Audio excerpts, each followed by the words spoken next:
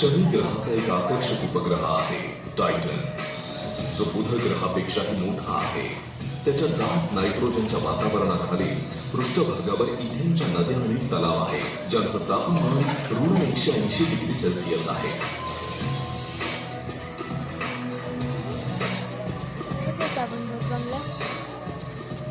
मुख्य चंद्र आहे हे दिसतात. इटालियन भौतिकशास्त्रज्ञ गॅलिलिओ यांनी 1610 मध्ये यांचा शोध लावला होता. आयो हा एक असामान्य चंद्र आहे, जो गंधक किंवा सल्फरने झाकलेला आहे, ज्यामध्ये 400 पेक्षा जास्त सक्रिय ज्वालामुखी आहे.